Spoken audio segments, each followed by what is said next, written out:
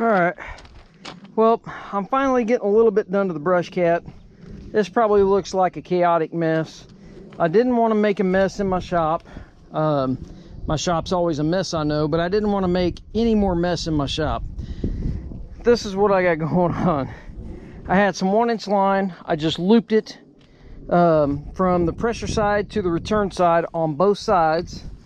I had a hose clamp not really want to cooperate. It started burying itself in the clamp, so I figured that one was going to leak. It did. It sprayed over there and sprayed all around the brush hog. It wasn't a bad leak, but it was leaking as I was trying to flush it. But I did manage to get good fluid coming out of here. I had to put that into the deal, but I did take a sample of the fluid coming out of my return, and I just returned it into here.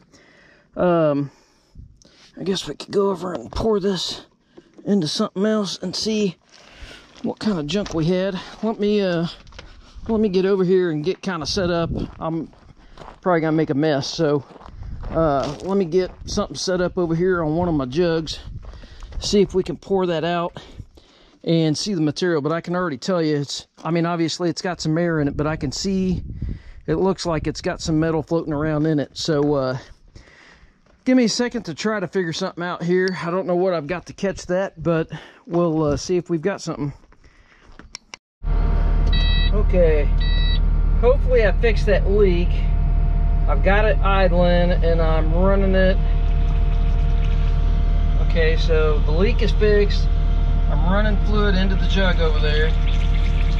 Kinda. Apparently it's gurgling out.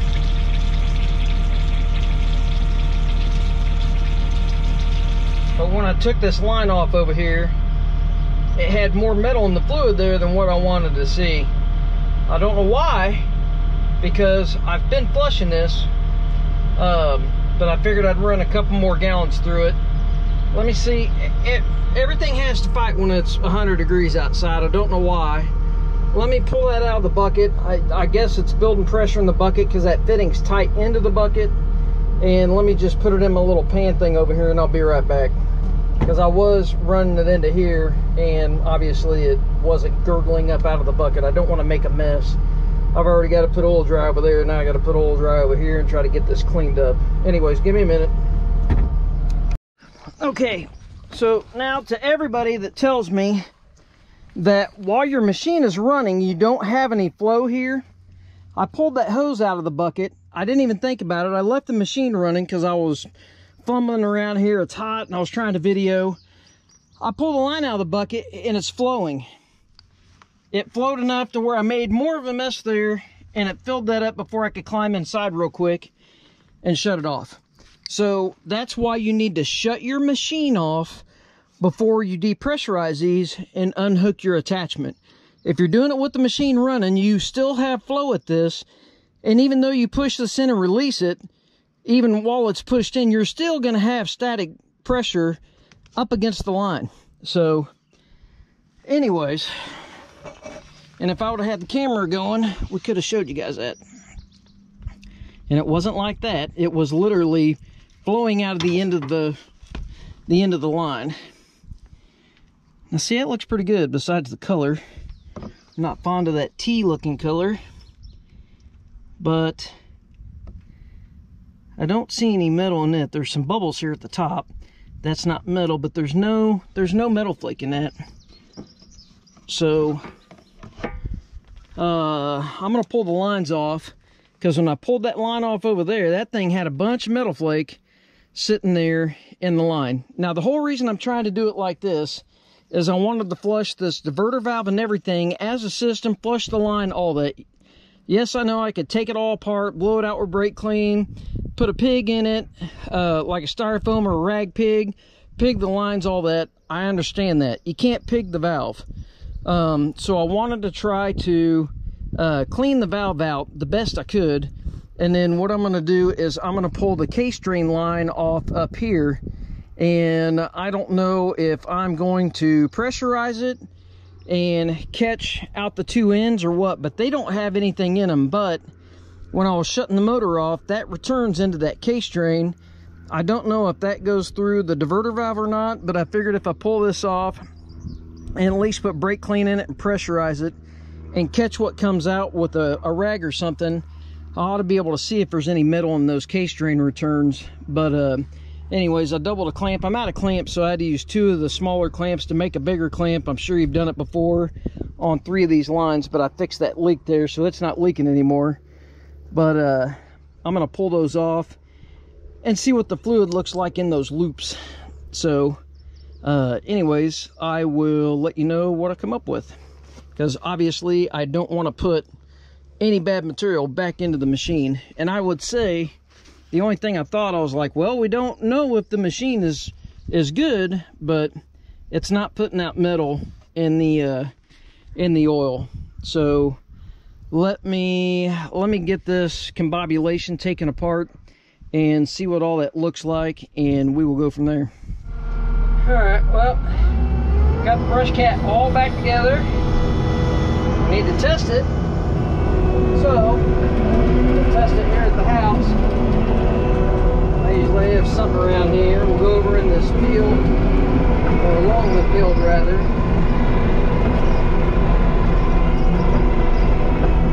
That's the rest of my stuff here. Gotta finish picking up. First, let's test it and see if we spin. It feels right. Let's just see.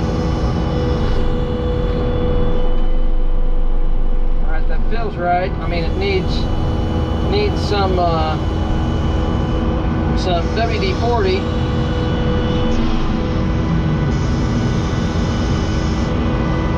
That one's got something. Maybe it's just grass or something up above it.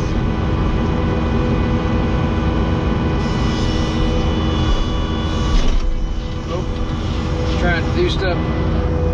On a one-handed one. I was watching the mower and not even paying attention while I was doing. Blades need to be sharpened, but let's go see what it does over here. Make sure it mows. What was that left motor that came apart? The right motor, well, I'm guessing it's the left motor. It's a very good educated guess. The plates on the right motor looked really good, but that was only one set of plates. So let's don't have tons of fluid in the machine, but we'll constant on. I need to put some WD-40 on the blades because they're stiff. They got a bunch of gunk in them. Don't want to knock the guy's corn down, I guess. Just trying to get it to where I can mow with that left side also. Without knocking corn down, without knocking my post. Oh, not quite. I don't want to knock his corn down. Ain't mine. There we go. Now we'll get that left side running. Back behind us, it looks like it's laying grass down. Oh, messing up my own stuff. I'll come up and straighten it back up.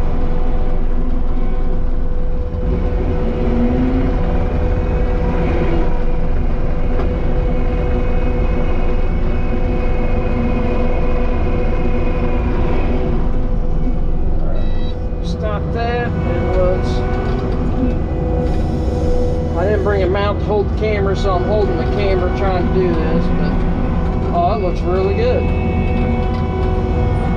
Trying not to tear my grass up just for filming purposes, but with dull blades and running one-handed, that looks really good. I'd say we are back in business. That looks really good. Really, really good. We're going to sharpen the blades. I'm going to finish doing what I'm doing, just this one property line here, and I'll sharpen the blades next time I get ready to take it out. I'll spray some WD-40 on the bolts, because when you run these, if you get a bunch of gunk inside the bolts, I've showed you a couple times, you'll kind of feel a vibration. You spray them with WD-40, boom, gone. What you're dealing with is the blade's not swinging 100% freely.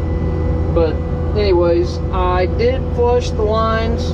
I took the return line off, flushed it in. I ended up flushing about 6 gallons of fluid through the machine.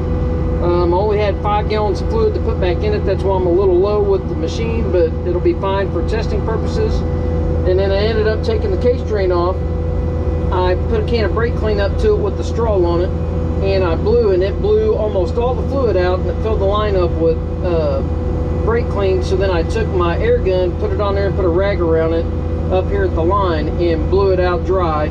I did it again. I filled it up with brake clean until it started spraying out, and then I blew it out again. That's what I did on the case drain. So we ought to be good. I feel like I got all the lines flushed out. The splitter valve up here or whatever, the diverter valve, I feel like it was flushed out good the way I was flushing that. The only line that did not get, no, everything flushed out because I went all the way to the fitting. I was thinking that maybe I didn't get the line, but no, I got the line because I took the fitting off. So that entire diverter valve ought to be flushed out, case drain and everything ought to be good.